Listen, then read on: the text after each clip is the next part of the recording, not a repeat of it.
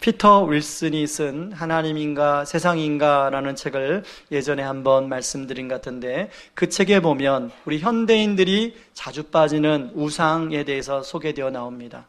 7가지 우상을 소개하고 있는데, 성취 우상, 인정 우상, 권력 우상, 돈 우상, 종교 우상, 또 외모 우상, 꿈 우상, 이렇게 7가지를 설명하는데, 그 중에서도 권력 우상에 빠진 사람들은 자신의 뜻을 이루기 위해서 다른 사람을 자신의 가진 권력을 가지고 다른 사람을 통제를 하게 된다는 것입니다. 예를 들면 헬리콥터 맘 엄마가 이런 통제 우상의 아주 샘플이죠. 모든 것을 본인이 통제해야만이 비로소 마음의 안정감을 누리고 평안함을 누립니다. 그런데 헬리콥터 맘만 이 우상에 빠지는 게 아닙니다. 이 우상은 소위 리더, 뭔가 힘을 가지고 있는 리더들이 자주 빠지는 우상인데, 저 같은 교회 담임 목사 혹은 어떤 회사에 책임지는 어떤 자리에 위치에 있는 분, 혹은 여러분의 가정의 가장 혹은 이제 엄마, 그 위치에 있는 사람들이 자주 빠지는 우상이기도 합니다. 근데 놀라운 것은 이런 통제의 우상을 하나님과의 신앙생활 속에서도 사용하게 되는데, 하나님을 통제한다는 거예요. 여러분, 우리가 어떻게 하나님을 통제할 수 있겠습니까? 그런데 오늘 우리가 읽은 본문에 나오는 다윗이 그 하나님을 통제하고 있는 것을 보여줍니다. 오늘 본문을 좀 이해하려면 역사적 배경을 좀 이해하는 게 좋은데요. 자, 다윗이 왕이 되었을 때는 이제 사울이 패배해서 이 블레셋과의 전투에서 여러 번 패배해서 이스라엘 영토를 많이 빼앗겼어요. 다윗이, 사울이 죽고 다윗이 왕이 되었는데 영토를 많이 잃어버리고, 이제 다윗이 왕이 되었다는 소식 때문에 블레셋이 2번이나 다시 공격해 옵니다. 사무엘상 5장에 보면 그 2번의 전쟁에서 하나님의 은혜로 다윗이 대승을 하게 됩니다. 그래서 영토를 많이 찾았어요. 이제 뭔가 나라를 좀 세워가려고 그래요. 그런데 이스라엘은 12지파로 되어 있잖아요. 다윗은 유다 지파 사람인데 사울은 베냐민 지파 사람이에요. 다른 지파, 북이스라엘 사람들이 이 유다 지파에서 나오는 다윗을 왕으로 잘 인정을 안 했어요. 여러분, 상식적으로는 누가 왕이 돼야 됩니까? 여러분, 우리가 알고 있는 상식으로는 아버지가 죽으면 아들이 왕이 돼야 되잖아요. 사울의 아들 무비보셋이 살고 있었거든요. 살아 있었거든요. 무비보셋이 왕이 돼야 되는데 다윗이 왕이 되니까 인정을 잘 안 하는 분위기예요. 그래서 다윗이 고민을 합니다. 어떻게 하면 내가 왕이 되었는데 내 리더십 통치 아래로 사람들의 흩어진 마음을 모아서 정말로 나라를 좀 세워볼까 고민을 해요. 그러다가 묘안을 짜내는데, 아하, 그래, 그 방법이 있었지.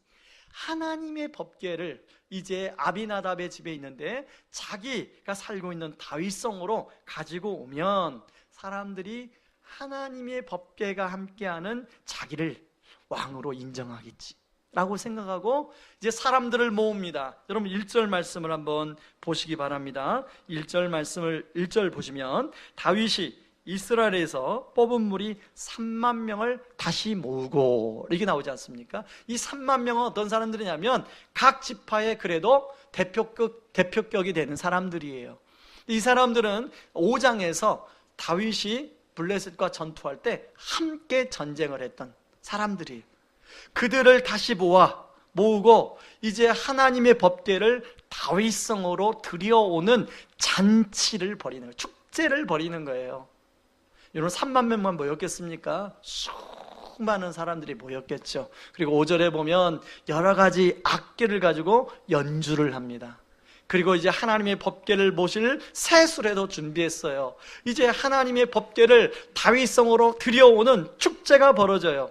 여러분, 자, 여기서 질문 하나 던지겠습니다. 자, 다윗이 지금 하나님의 법궤를 다윗성으로 들여오는 의도가 순수합니까? 아니면 뭔가 깨림직합니까?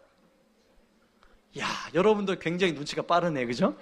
자, 여러분이 느낄 때도 깨림직하는데 하나님 입장에서는 깨림직했을까요? 안 했을까요?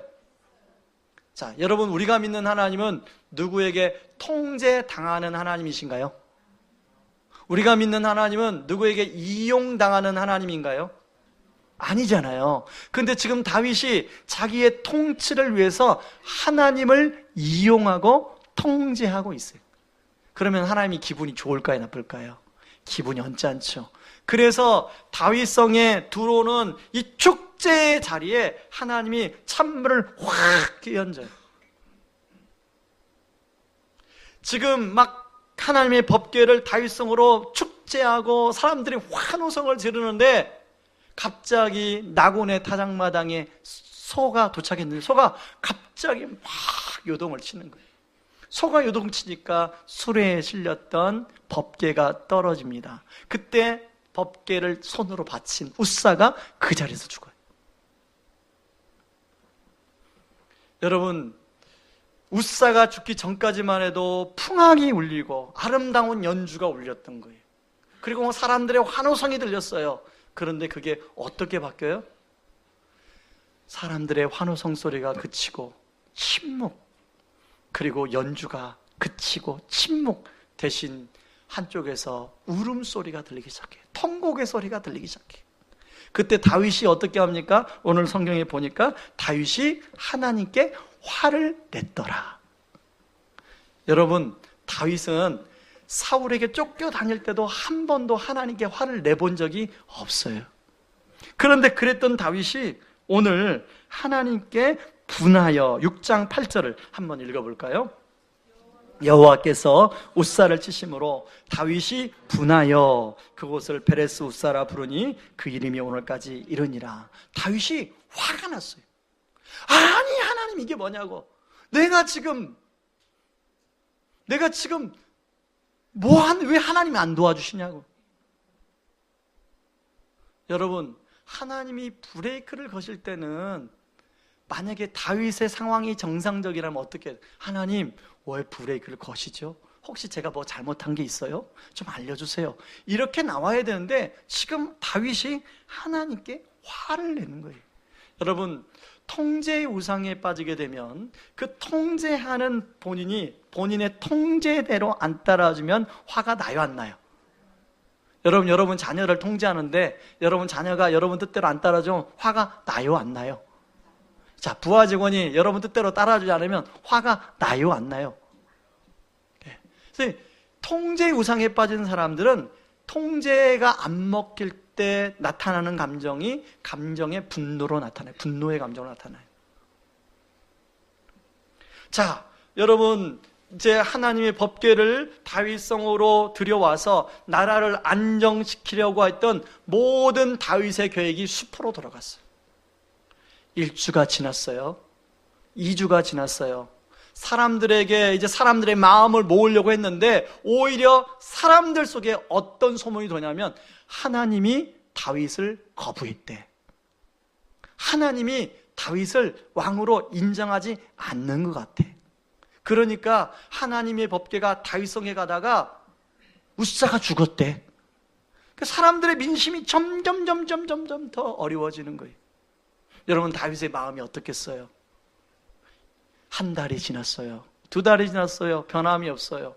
여러분, 다윗이 꿈꾸고자 했던 나라의 안정은 유언하기만 합니다. 영영 자기가 어떻게 해서 왕의 자리에 올랐는데 이제 다윗은 자기가 생각할 때 나는 그냥 유다 지파의 왕으로만 그냥 그렇게 될 것 같은 느낌이 드는 거예요. 이스라엘의 왕이 아니라. 지금 다윗은 인생의 분기점을 맞이한 거예요. 이 위기를 어떻게 잘 딛고 일어나느냐, 아니면 그냥 이대로 멈춰버리느냐. 여러분, 우리 인생에도 이런 분기점을 맞을 때가 있습니까? 없습니까? 여러분, 개인의 삶도 그렇고 가정도 그렇고 교회도 그렇고 여러분이 운영하는 사업장도 그렇고 여러분의 어떤 나름대로의 직장도 그렇고 이런 분기점을 맞을 때가 있죠. 제 인생도 이렇게 돌이켜보니까 여러 번의 분기점이 있었는데 2005년도 말에 있었던 사건을 잊을 수가 없어요. 2004년도 1월에 정말로 하나님께 간절히 45일을 아침 금식 기도하고 기도 응답을 받아서 분당 우리 교회에 제가 부임을 합니다. 그때 사역자가 5명, 6명밖에 되지 않아서 이제 성도들을 열심히 막 교회는 계속 성장하는데 참 손이 딸릴 정도로 일이 많았어요. 기본이 퇴근이 밤 11시, 12시. 막 그렇게 해서 일을 참 많은데 2005년도 말에 갑자기 목사님이 부르시더라고요. 그래서 갔더니 목사님이 하신 얘기가 너는 2년 동안에 지켜보니까 우리 교회 사역하고는 안 맞는 것 같다. 사역을 좀 그만뒀으면 좋겠다. 여러분 그게 전문 용어로 뭡니까? 4글자. 예? 권고 사직. 예. 2글자 전문 용어 있어요. 잘림. 예. 여러분 그때 저는 그 얘기를 누구한테도 나눌 수가 없었어요. 제가 목사님한테 이런 얘기를 들었다는 걸 누구한테도 이야기할 수 없는, 함께 살고 있는 아내한테도, 그리고 마음을 나눈 동역자한테도, 누구에게도 그 얘기를 할 수가 없었어요. 그런데요, 제가 돌이켜보니까 그때가 제 인생의 분기점이었어요. 만약에 그때 그게 제가 바닥을 치지 않았으면 오늘날에 이렇게 교회를 하나님의 은혜로 개척해서 이렇게 할 수가 없었죠. 저는 그 당시에는 죽을 것 같아서 제 인생이 그대로 끝나버릴 것 같았어요. 여러분 혹시 어떤 분기점에 놓여있는 우리 성도님들이 계시다면, 혹시 2005년도 말에 제가 느꼈던 것처럼 내 인생이 이대로 끝나버리는 것 같은 그런 마음을 가지고 있는 분은 없으신가요? 여러분 오늘 본문 말씀은요, 다윗이 이대로 끝나지 않아요. 하나님의 은혜가 다시 다윗에게 주어지고 하나님의 법궤를 다윗의 성까지 다시 들여옵니다. 그리고 그 백성들에게 축복의 상징인 떡을 백성들에게 나눠주는 내용으로 오늘 본문은 잘 마무리돼요. 저는 다윗이 이 분기점에서 회복으로 나아가 그 하나님이 원하시는 그 사명을 잘 감당했던 것처럼, 저는 우리 성도님이 이 지금 어떤 분기점에 있는지 모르겠지만 이 분기점에서 실패와 좌절로 끝나는 것이 아니라 회복의 길로 나아가는 은혜가 있기를 주님의 이름으로 축원합니다. 그렇다면 어떻게 우리가 회복의 길로 나아갈 수 있을까요? 첫 번째는 통제의 우상을 버려야 합니다. 저를 따라 하시기 바랍니다. 통제의 우상을 버려야 합니다. 우사의 죽음으로 하나님의 법궤는 나곤의 타작마당에서 가장 가까이 사는 레위인인 오벳 에돔의 집으로 갔죠. 여러분 오늘 말씀해 보면 그렇게 우사가 죽고 하나님의 법궤를 가지고 갈 사람이 아무도 없었어요. 왕이 묻습니다. 여기 있는 레위인들 중에 혹시 하나님의 법궤를 가져갈 사람은 혹시 손 들어봐라. 자, 지금 여러분들에게 혹시 물었다고 생각해 보세요. 여러분 같으면 손 들겠습니까? 자칫하면 누가 죽어요? 아들이 죽고 내가 죽을 수 있는데 아무도 하나님 법궤를 안 가져가는 거예요. 그러면 가장 가까이 사는 레위인이 누가 사는지를 수소문해 마라. 수소문해 보니까 누가 살고 있었냐면 오벳 에돔이라는 사람이 살고 있었어요. 여러분 오벳 에돔의 뜻은 에돔의 종이라는 뜻입니다. 자, 원래 레위인이었지만 에돔의 종이 되었던 레위인.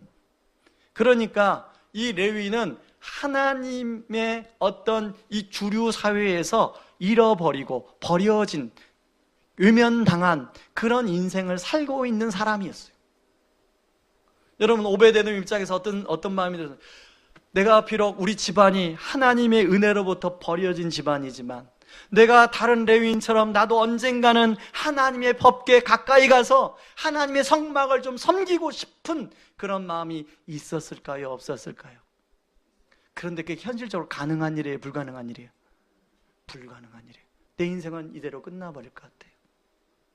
그런데 어느 날 갑자기 와보니, 집에 와보니 하나님의 법궤가 자기 집 마당에 와 있는 거예요.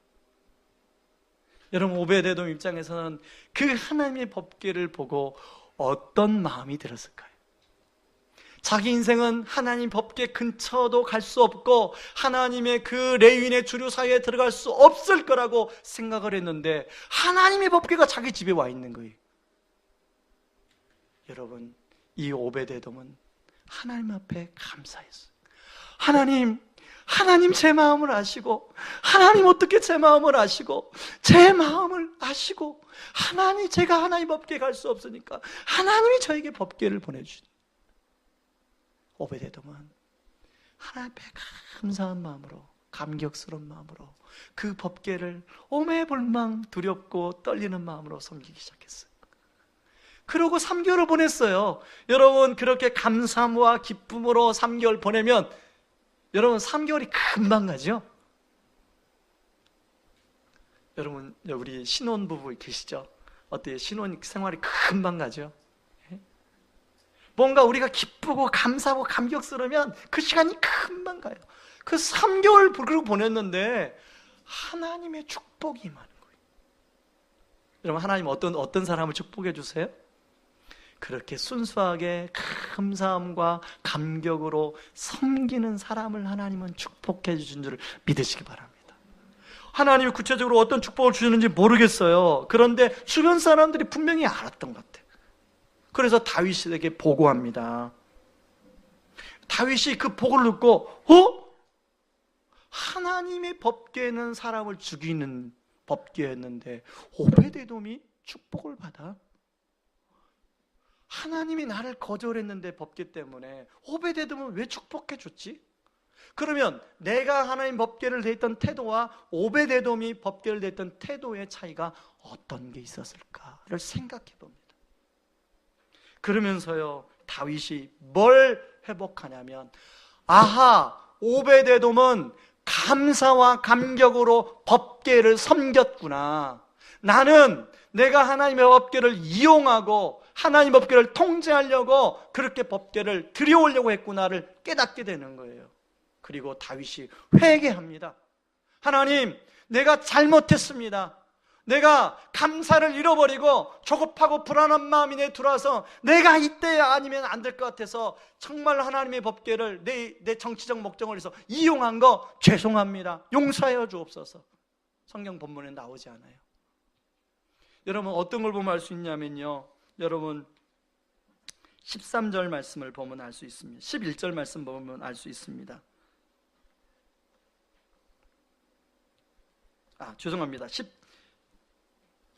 13절 6장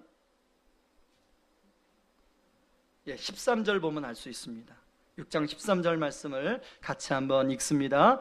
여호와의 궤를 맨 사람들이 6걸음을 가매 다윗이 소와 살진 송아지로 제사를 드리고, 이 말씀을 보면 6걸음을 옮길 때마다 다윗이 제사를 드렸다고 그래요. 학자마다 두 가지 의견을 내는 학자들이 있어요. 한 부류는 이게 반복성일 것이다, 아니면 일일성일 것이다. 사실 상관없어요. 어떻든 간에 다윗 안에 이제 6걸음을 옮길 때마다 하나님께 그 감사를 회복하고 두렵고 떨리는 마음으로 하나님의 법궤를 대하고 있더라는 거예요. 누구의 마음으로? 오베데돔의 마음으로. 그전에는 다윗이 감사를 잃어버리니까 다윗 안에 어떤 마음이 들어오냐면 조급하고 불안한 마음이 들어요. 그래서 하나님보다 내가 앞서서 뭐를 하려고 그래요. 그런데 오베데돔을 보니까 감사와 감격으로 두렵고 떨림으로 섬겼더니 내가 하는 게 아니라 하나님이 알아서 하세요. 다윗이 그걸 회복하는 거예요. 다윗이 그걸 회복하니까 하나님의 법궤가 다윗 성으로 하나님의 축복 가운데 들어오기 시작합니다. 다윗은 너무 기뻐서 춤을 추지요. 여러분, 우리는 이 다윗이 빠졌던 유혹, 사실 우리 너무 자주 빠질 때가 있지 않습니까? 분명히 여러분, 지난 세월 동안 여러분이 살아왔던 잘못된, 여러분 스스로가 잘못됐다고 생각하는 삶을 우리 주변은 몰라요. 저도 몰라요. 여러분이 어떤 걸 잘못했는지. 그러나 우리 하나님은 다 알고 계세요. 그리고 누가 하냐면 여러분의 부인은 알아요. 그래서 바가지 긁을 때 보면 레파토리처럼 나오잖아요. 그게. 여러분, 하나님이 그걸 다 알매도 불구하고 우리 하나님은 그걸 묻지 않으셔요. 그리고 우리를 용서해 주셨어요. 그리고 그 허물 많은 우리를 이 예배의 자리에 하나님의 자녀로 초대해 주시고 응해 주시는 거예요. 오늘 또 그 허물 많은 우리의 입술을 통해서 들려지는 그 찬송의 소리를 하나님이 기쁘게 받아주시는 거예요. 그게 얼마나 감사한 일입니까? 그런데 우리는 자주 살다 보니 감사를 잃어버리고 감격을 잃어버리고 오늘 또 야 얘들아 야 벌써 8시 반이야. 10시 반 빨리 일어나 그래서 막 챙겨가지고 오늘 주일이잖아. 예배를 드려야만 되잖아. 그런 어떤 분주한 마음 때문에 이 자리에 오신 분도 계실지 모르겠어요. 그런데 여러분, 우리 안에 감사한 마음이 사라지면요, 구원의 감격이 사라지면 내 안에 나도 모르게 조급하고 불안한 마음이 들어오기 시작해요. 조급하고 불안한 마음이 들어오면 내가 하나님보다 자꾸 앞서려고 그래요. 목사도 마찬가지입니다. 목회도 내가 자꾸 하나님보다 앞서려고 그래요. 자녀 양육도 마찬가지예요. 하나님이 앞서서 자녀 양육을 해줄 걸 알매도 불구하고 자꾸 내가 앞서서 잔소리할 때가 있어요. 내가 아무리 우리 남편, 우리 아내를 그렇게 뭐라고 해도 잔소리하고 통제한다고 되는 게 아닌데 자꾸 내 마음이 앞서면 남편은 아내를 통제하고 아내는 또 그런 남편을 또 잔소리하고 통제하고 이거 주고받고 그렇게 우리가 할 때가 얼마나 많이 있어요.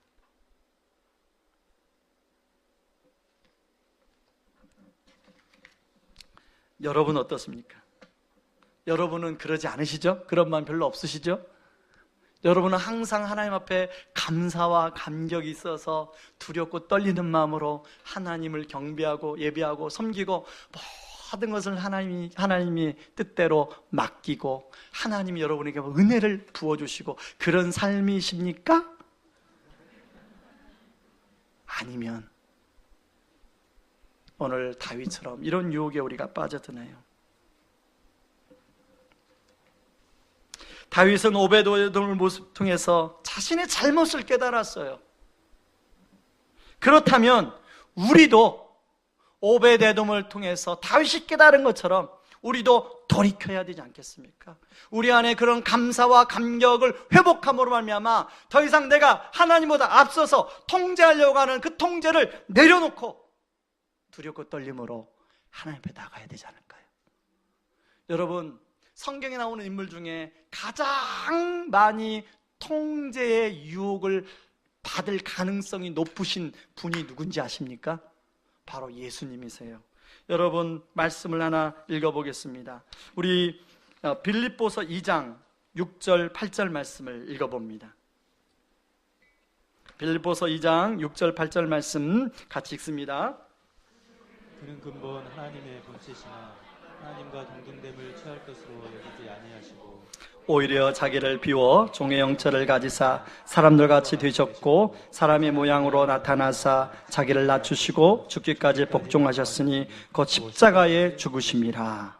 자, 우리 예수님을 뭐라고 얘기합니까? 그는 본체시나. 자, 여러분, 본체라는 것은 하나님과 똑같은 분이시나. 자, 여러분, 하나님이 예수님과 똑같은 분인데 하나님이 예수님에게 어떤 미션을 줬냐면 너 십자가에서 죽어라. 자, 여러분, 부부싸움을 왜 합니까? 자, 남편은 아내한테 죽으라고 그러고 아내는 남편한테 죽으라고 그러는데 여러분, 그렇게 죽으라고 상대방이 할 때 여러분 안 죽잖아요. 그 쉬운 일이 아니잖아요. 내가 상대방을 위해서 죽는 게 쉬운 일이 아니잖아요. 하나님이 예수님께 십자가에서 죽으라, 동등한 분인데 내가 왜 죽어? 네가 죽어야지. 그러고 싶은 그런 마음이 성경을 좀 뒤집어 보자고요. 예수님이 그랬다는 게 아니고 우리의 모습은 그렇지 않습니까? 그런데 오늘 성경에 보니까 하나님과 동등됨을 취할 것으로 여겼어요? 여기지 않았어요? 여기지 않으셨어요. 오히려 오히려, 이 오히려라는 단어를 여러분 포커스해주세요. 오히려 자기를 비워 종의 형체를 가지사 사람들과 같이 되셨고. 여러분, 하나님이 사람처럼 되는 거 쉬운 게 아닙니다. 제가 개척하기 1년 전에, 이제 2년 전까지 이제 나름대로 분당 우리 교회에서 팀장을 맡았어요. 3명이 팀장인데 그 중에 하나의 팀을 맡았어요. 그런데 개척한다고 이제 모든 그런 사역에서 저의 팔다리를 다 잘렸어요. 2010년도에는 팀 1이에요. 팀 1. 팀장이에요. 몇 년 동안 팀장을 하다가 팀 1이 되니까 그것처럼 힘든 일이 없더라고요. 팀장했다가 팀 1 됐는데 나이 어린 목사님이 다 팀장이 되는데 그 팀장, 나이 어린 목사님 밑에서 팀 1을 하는 게 되게 힘들더라고요. 그런데 여러분, 하나님이신 예수님이 이 땅에 내려와 사람을 같이 되는 게 쉬운 일이 아니겠죠.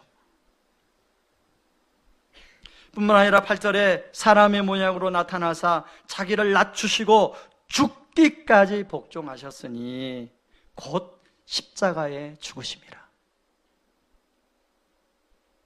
하나님께 예수님이 어디까지 통제받으셨어요? 십자가에 죽으심이라. 거기까지 통제받은 거예요.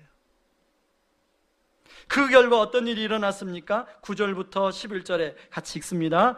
이러므로 하나님이 그를 지극히 높여 모든 이름 위에 뛰어난 이름을 주사 하늘에 있는 자들과 땅에 있는 자들과 땅 아래에 있는 자들도 모든 무릎을 예수 이름에 꿇게 하시고 모든 입으로 예수 그리스도를 주라 시인하여 하나님 아버지께 영광을 돌리게 하셨느니라.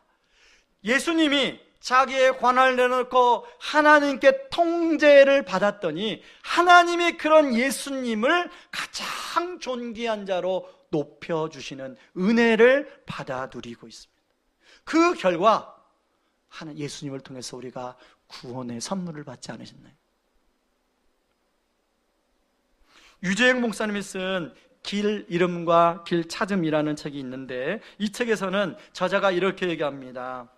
많은 사람들이 자신의 우상을 만족시키기 위해서 하나님을 사랑하는 척 하는데 실제로는 자신이 하나님이 되어 상황을 좌지우지할 때가 많다. 바로 그때 우리는 길을 잃는다. 언제 길을 잃어버린다고요? 내가 하나님이 되어서 상황을 좌지우지할 때, 나름대로 하나님 사랑합니다, 주님 사랑합니다 고백하고서 하나님을 하나님 자리에 올려놓지 않고 내가 하나님 자리에 올라가서 내가 그 상황을 마음대로 좌지우지할 때 길을 잃어버리는 거예요. 여러분, 다윗이 왜 길을 잃어버렸어요? 하나님보다 자기가 앞서서 그 상황을 통제하려고 했기 때문에 길을 잃어버린 거 아니에요. 3개월 동안. 그리고 이렇게 이야기합니다. 우리가 그토록 원하는 것이, 가장 갈망하는 것이 우리를 가장 힘들게 할 수 있다. 여러분, 다윗은 가장 원하고 갈망한 게 뭐였습니까?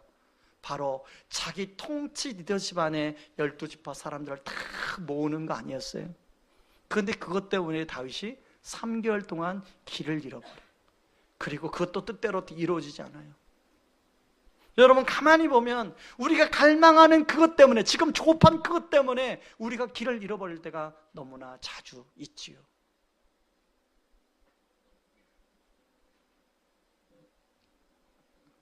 유재영 목사님은 이렇게 얘기합니다. 자신의 우상을 내려놓고 복음으로 돌아갈 때 다시 길을 찾을 수 있다고 이야기합니다. 이 복음으로 돌아간다는 건 뭐냐면 내가 하나님 자리에서 내려오고 하나님을 나의 구주와 주님으로 다시 모시고 하나님을 그 자리에 올려놓을 때 바로 길을 찾을 수가 있죠. 하나님을 그 자리에 올려놓고 나는 하나님의 통제를 받아서 하나님의 뜻에 순종할 때, 그것이 십자가의 죽음이든지 순종할 때 하나님은 하나님의 뜻대로 이끌어 가시는 줄 믿습니다. 여러분, 우리가 신앙생활에 기쁨과 감사는 어디서 나오냐면 바로 내가 뭘 이루어서 기쁘기도 하지만 그건 신앙생활의 기쁨이 아니에요. 그건 나의 의로움에서 나오는 거죠. 내가 주님의 뜻 가운데 들어갈 때 주님이 부어주시는 은혜를 경험함으로 말미암아 우리가 신앙생활에 기쁨을 누리게 될 줄 믿습니다. 여러분, 통제의 우상을 버리고 하나님의 통제 안에 들어감으로 말미암아 하나님께서 저와 여러분들을 이끌어 가시는, 부어주시는 은혜를 경험하기를 주님의 이름으로 축원합니다. 간혹 성도님들이 그래요. 목사님, 우리 교회 장로님들 세웠는데 왜 주보에 보면 당회한다고 한 번도 광고가 안 나가요? 여러분 혹시 이게 궁금하셨어요? 그래서 제가 좀 답변을 드리려고 합니다. 혹시 오해하는 분이 계실 것 같아서. 여러분, 우리 장로님들하고 하나 약속한 게 있어요. 여러분, 그동안 한국교회는 뭔가 권력을 쥐었다고 하는 분들이 엄석대처럼, 우리들의 일그러진 영웅에 나온 엄석대처럼 그렇게 그 권력을 휘두름으로 교회가 힘들고 어지러워졌어요. 그래서 장로님들하고 당회도 이름을 당회라고 안 하고 섬김위원회로 바꿨어요. 그리고 매월 셋째 주 혹은 넷째 주에 모여서 지금 정기적으로 우리가 모여서 하고 있습니다. 당회를 하고 있어요. 그래서 주보에 내지 않는 것은, 주보에 내는 것 자체가 그게 우리를 드러내는 것 같아서 내지 말자, 그래서 내지 않는 거예요. 여러분이 그런 염려하지 마시고, 우리 장로님들이 그런 통제의 우상을 스스로 내려놓으려고 하는, 저는 그 마음이 너무 귀합니다. 저는 이 초심이 우리 장로님들 사역의 7년의 사역 동안에 끊임없이 이루어지고, 그런 장로님들의 뜻을 따라 온 성도님들이 통제의 우상을 내려놓고, 각 부서의 부장이든 각 부서의 사역자이든 통제의 우상을 내려놓고 주님이 주신 은혜로 서로 섬김으로 말미암아 주님의 영광만이 드러나는 교회가 되기를 주님의 이름으로 축원합니다. 자, 그런가 하면 두 번째, 어떻게 우리가 이 분기점에서 회복으로 나갈 수 있습니까? 인정의 우상을 버려야 돼요. 저를 따라 하시기 바랍니다. 인정의 우상을 버리자. 여러분, 다윗이 왜 그렇게 이 법궤를 다윗성으로 들어오려고 했습니까? 사람들, 그래야만이 자기를 왕으로 인정해 준다는 거 아니에요. 사람들의 인정을 얻고 싶어서. 여러분, 사람들이 인정의 우상에 빠지는 이유가 뭐냐면 인정을 통해서 거기서 자기 존재 의미를 발견하는 거예요. 사람들이 자기를 인정해 줄 때 비로소 나로서의 존재 의미를 확인하는 거예요. 그게 주로 연예인들이 많이 하죠. 연예인들은 사람들이 인기가 많으면 그로서 비로소 자기 존재 의미를 확인하고, 또 인기가 떨어지면 또 막 낙심해요. 그런데 연예인만 그런 게 아니라 우리도 너무 그럴 때가 많아요. 사람이 칭찬해주면 칭찬의 말에 막 기분이 너무 좋아지고, 또 사람이 반대말로 이제 칭찬이 아니라 혹이라도 나에게 뭔가 이렇게 좀 내 듣기 꺼려한 말을 하면 막 그것 때문에 막 깔아앉고 다운되고. 한번 옆 사람한테 물어보세요. 우리 집사님은 안 그러시죠?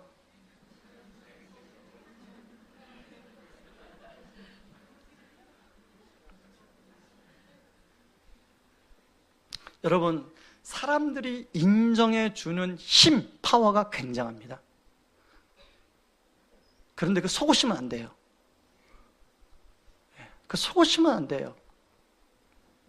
그게 속으면 나도 모르게 인정의 우상에 빠지게 되는 거예요. 여러분, 제가 4주 만에 5주 만에 이제 여기 강단에 섰는데요. 성도님들이 그래요. 목사님 보고 싶어요. 빨리 강단에 섰으면 좋겠어요. 그럴 때마다 제가 속으로 저를 되뇌어요. 그래, 교회는 내가 하는 게 아니라 하나님이 이끌어 가시는 거예요. 담임 목사보다 우리 주님이, 성도님들이 더 주님을 바라봤으면 더 좋겠다 하는 마음이 속에서 있습니다. 여러분, 다윗은요 오베데돔의 모습을 보면서 하나의 차이를 발견하는데 뭘 또 발견하냐면, 오베데돔은 사람을 의식하진 않아요. 하나님만 의식하고 두렵고 떨리는 마음으로 섬겼어요. 그런데 여러분, 다윗은, 여러분 5절을 보세요. 아까 다시 3만 명을 모아서 여호와 앞에서 연주하긴 연주하는데, 그 여호와 앞에서 한 게 아니라 사람을 의식하는 여호와 앞에서요. 그런데 오베데돔에게 그렇게 오베데돔의 모습을 깨닫고 나서 다윗의 변화가 일어나는데요. 6장 14절, 6장 16절, 6장 21절에 보면 여호와 앞에서라는 단어가 또 나와요. 그런데 진짜 이때는 다윗이 사람을 의식하지 않아요. 하나님만 의식하는 여호와 앞에서예요.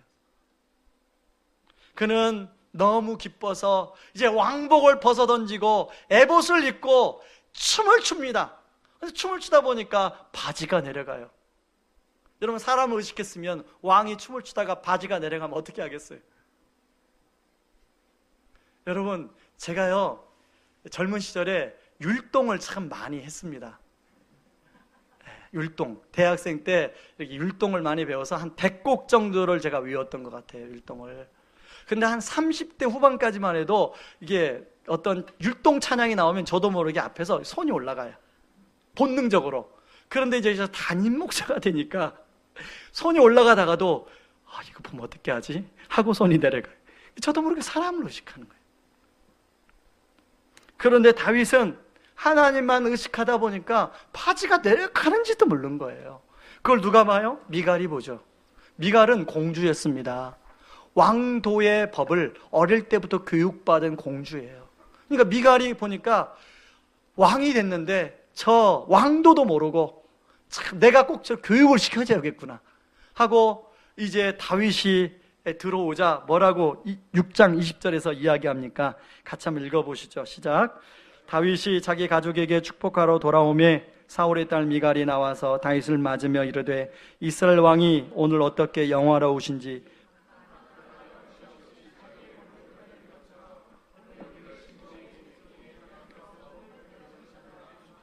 자, 미갈은 다윗은 하나님 앞에서 했는데 미갈은 어디 앞에서 했다고 그래요? 그의 계집종 눈앞에서. 자, 21절에 다윗이 말합니다. 이렇게 얘기하죠. 다윗이 미갈에게 이르되 이는 여호와 앞에서 한 것이라. 그가 내가 내 아버지와 그의 온 집을 버리시고 나를 택하사 나를 여호와의 백성 이스라엘의 주권자로 삼으셨으니 내가 여호와 앞에서 뛰놀리라. 다시 말해서 하나님의 잃어버린 감사를 회복하니까 너무 기뻐서 여호와 앞에서 뛰놀리라. 여러분, 진짜 존재의 의미는 하나님이 나를 얼마나 사랑해 주시는가를 깨달으면 그것처럼 기쁜 게 없어요. 사람의 인정과 사람의 말은, 사람은 상황에 따라 왔다 갔다 하지만 우리 하나님은 언제나 변함없이 동일하신 분이세요. 회전하는 그림자도 없으신 분이에요. 그분의 사랑은 일관적으로 변함이 없어요. 항상 꾸준해요. 여러분의 존재 의미를 어디에 두시겠습니까? 사람의 말, 사람의 나를 바라보는 시각, 거기에 존재 의미를 두시겠습니까? 그러면요 늘 그것 때문에 내가 끌려다녀요. 그러나 나를 사랑하신, 그래서 죽기까지 자기 몸을 내어주시고 그것도 부족해서 지금도 임마누엘로 나와 함께 하신 하나님, 그 하나님의 사랑에 존재의 의미를 두면 그 하나님의 사랑은 변함이 없죠. 내가 별로 요동치질 않아요.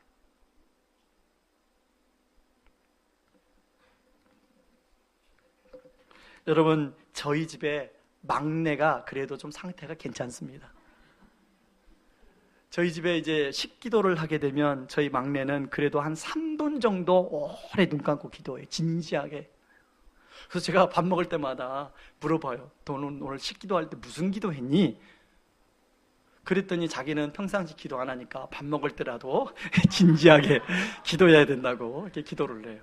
그래서 제가 물었습니다. 너 학교 점심시간에 기도하니? 근데 눈 뜨고 기도한대요.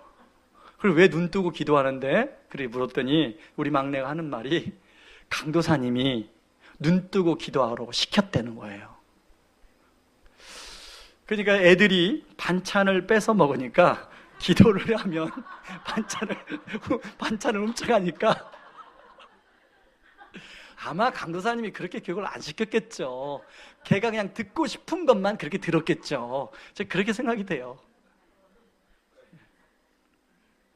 눈 뜨고 기도하는 이유가 뭐겠어요? 친구들이 의식이 되고 그런 거 아니겠어요? 여러분, 우리가 직장에서 그러면 나는 같이 이렇게 회사에서 점심 먹으러 가서 여러분 정말 점심 식사 기도할 때 이렇게 의식이 됩니까? 안 됩니까? 의식되잖아요. 우리 교회에서는 목사가 성도를 의식하고 성도가 목사를 의식하고 우리가 서로 의식하잖아요. 그렇게 될 때 우리는 미갈이 빠졌던 우상에 빠지는 거예요. 그런데요, 오베데돔을 통해서 다윗은 더 이상 미갈에 빠졌던 우상에 빠져나와요. 그 인정의 우상에서 빠져나와요. 그리고 자기를 목동 생활했던 별 볼 일 없던 자기를 불러서 왕으로 세워주신 하나님의 사랑의 은혜, 거기에서 존재의 의미를 다시 찾지요.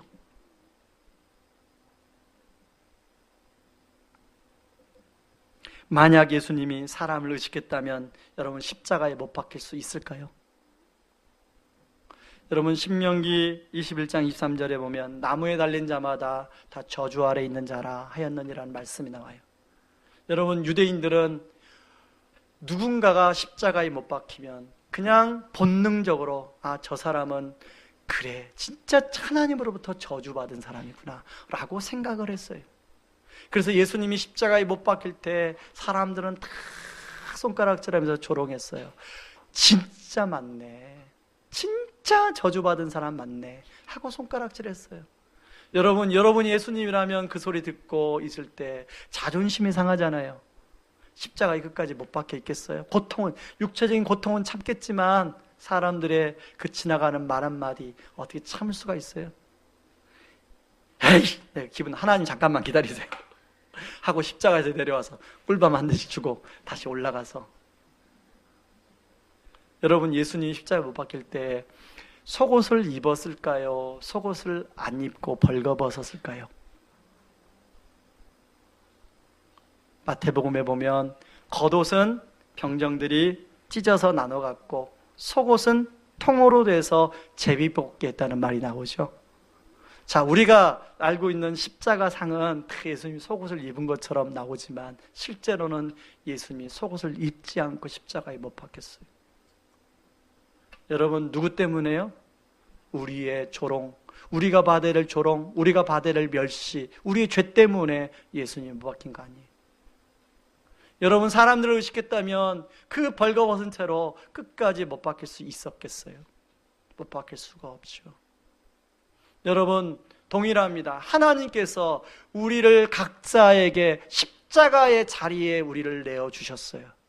사람마다 다 다릅니다. 어떤 사람은 그게 시어머니와의 관계 속에서의 십자가가 있을 것이고, 어떤 분은 부부관계 사이에 십자가가 있을 것이고, 어떤 분은 자기에게 맡겨준 어떤 사회적 위치나 자리가 그런 십자가일 수 있을 거예요.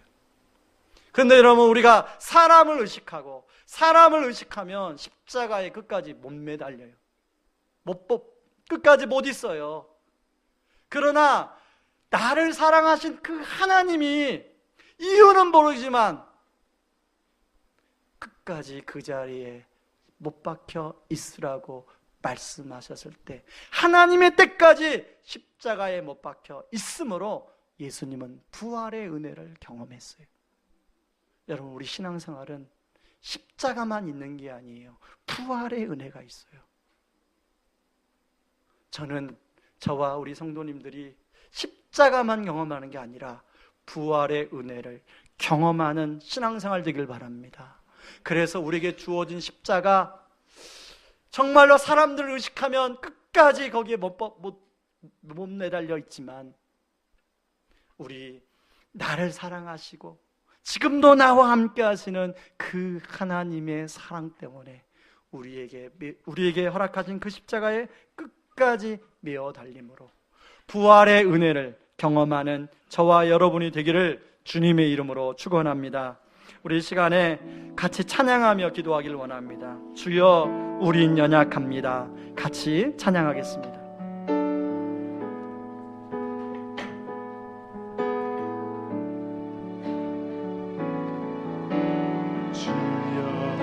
우린 연약합니다. 우린 오늘을 힘겨워합니다. 우린 오늘을 힘겨워합니다. 주 뜻 이루며 살기엔 부족합니다. 우린 연약합니다. 주여, 우린 넘어집니다. 우린 넘어집니다. 오늘 하루 또 실수합니다.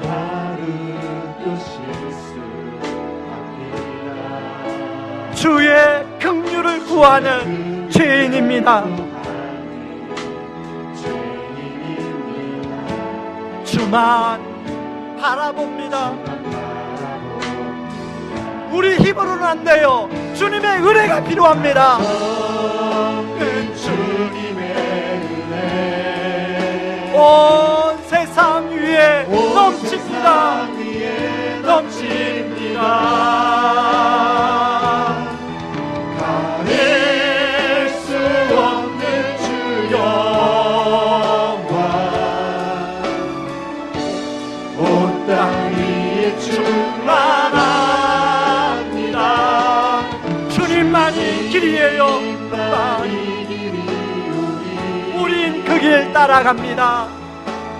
우린 그 길 따라갑니다.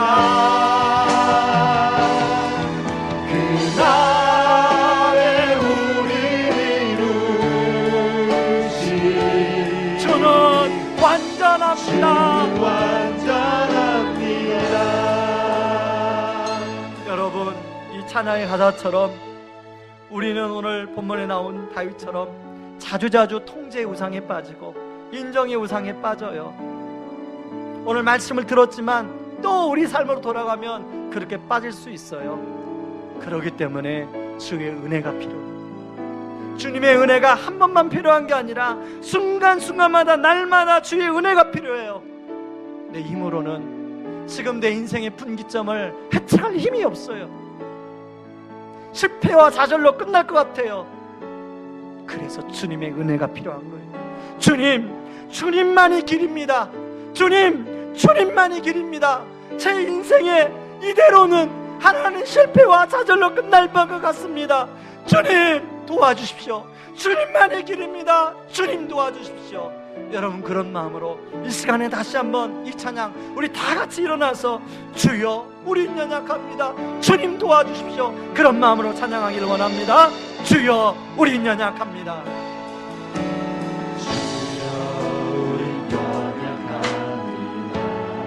우린 오늘을 힘겨워합니다. 주 뜻 이루며 살기에 부족합니다.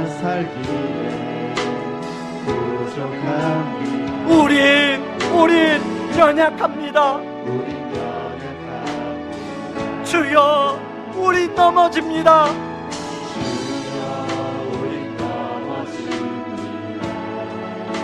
오늘 하루 또 실수합니다.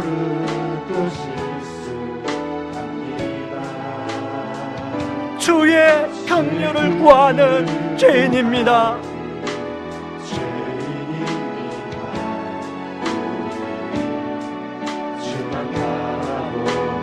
그래서 주님의 은혜가 필요하지요.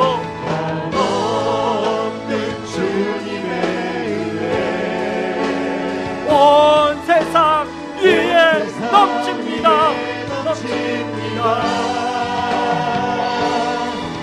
가릴 수 없는 주 영광 온 땅 위에 충만합니다. 누가 길이에요? 주님만이 길입니다.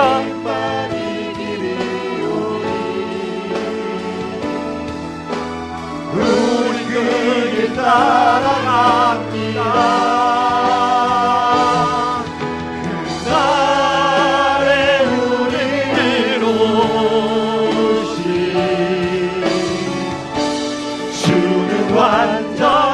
한 번도 안 없는 주님의 은혜 없는 주님의 은혜 온 세상 위에 넘칩니다. 가릴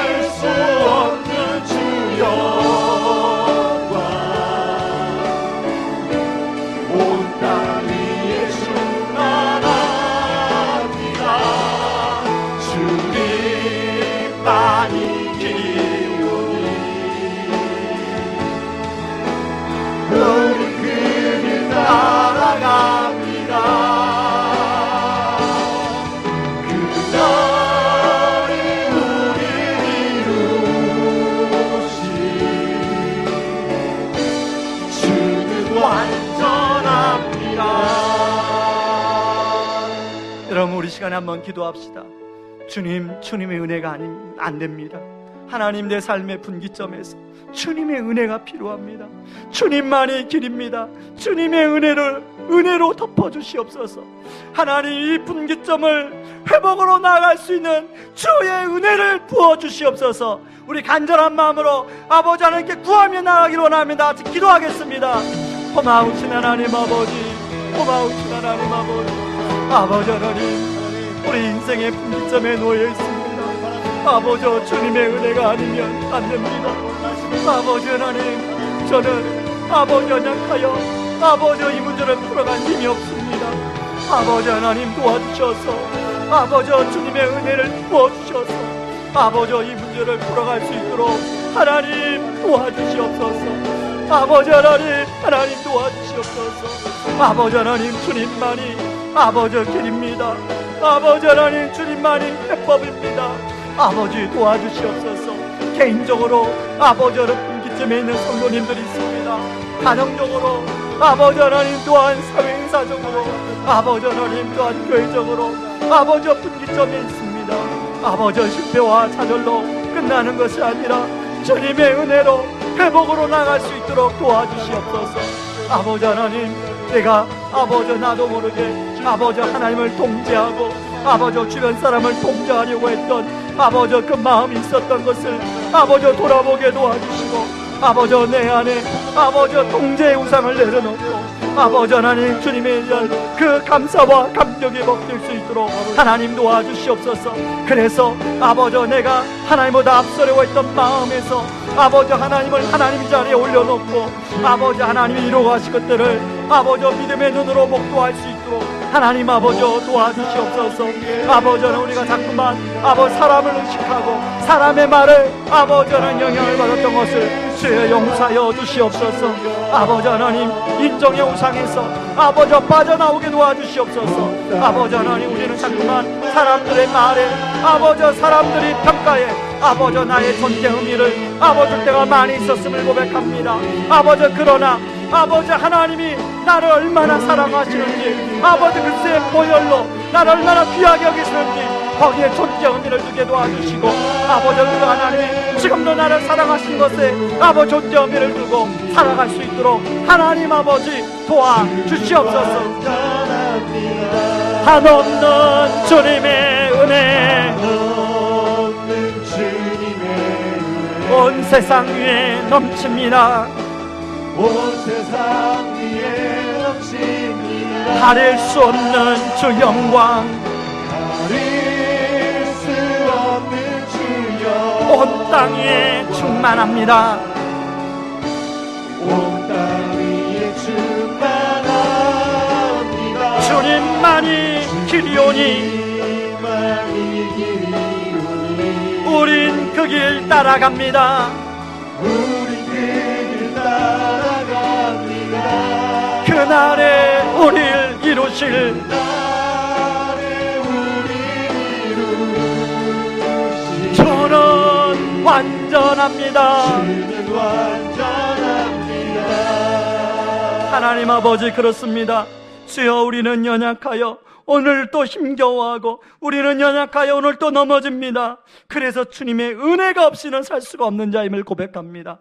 하나님, 인생에 개인적으로 가정적으로 하나님 또한 회사적으로 하나님 분기점에 있는 성도들이 있다면 실패와 좌절로 끝나버릴 것 같고 죽을 것 같은 상황분에 있는 성도님들이 있다면 하나님, 주님의 은혜를 부어주심으로 하나님 그 분기점에서 회복으로 나아갈 수 있도록 도와주시옵소서. 하나님, 나도 모르게 통제 우상이 내 안에 들어와서 아버지 하나님도 통제하고 주변 사람들도 통제하는 그런 모습들이 내 안에 있었다면 하나님, 이제 하나님 자리에서 내려와서 하나님을 그 자리에 올려드리고 나는 하나님의 통제 아래 들어가 하나님의 대변에 붙여주신 사람들을 하나님 주신 은사와 달란트로 섬기며 살아갈 때 하나님의 은혜로 그것들을 부어주시고 은혜로 그 일들을 행하게 할 줄 믿습니다. 하나님, 나도 모르게 사람의 말에 하나님 사람의 평가에 하나님 끌려다니는 인정의 우상에 빠졌던 것을 고백합니다. 하나님, 사람들이 칭찬할 때는 나도 모르게 기분이 업되고, 사람이 나에게 아버지 하나님 어떤 말 할 때는 나도 모르게 기분이 다운되고, 하나님 더 이상 그런 것에 내 존재 의미를 두지 아니하고 나를 죽기까지, 하나님 그 십자가에서 나를 내어주시며 죽기까지 자신의 아들을 내어주면서 나를 사랑해 주신 그 하나님의 사랑, 지금도 그 하나님이 나를 함께 하시고 사랑해 주시는 그 사랑에 존재의 의미를 두게 하여 주시고, 하나님 영원히 흔들리지 않는, 정말 그 하나님을 신뢰하며 나갈 때 하나님이 부어주시는 은혜를 경험하며 살게 하여 주시옵소서. 이제는 우리를 죄악 가운데서 구원하여 주신 하나님의 무궁하신 사랑과, 우리를 기꺼이 자신의 몸을 내어주시고 우리를 십자가에서 구원하신 우리 주 예수 그리스도의 은혜와 성령님의 감화 감동하심이 오늘 그 인생의 분기점에서 이제 실패와 좌절로 끝나는 것이 아니라 다시금 회복으로 나아가기를 원하여 통제의 우상에서, 인정의 우상에서 빠져나와 정말로 하나님 앞에 모든 걸 맡기고 나아가기를 원하는 주의 성도님들 위해 이제로부터 영원토록 함께 하시기를 주의 이름으로 축원하옵나이다. 아멘.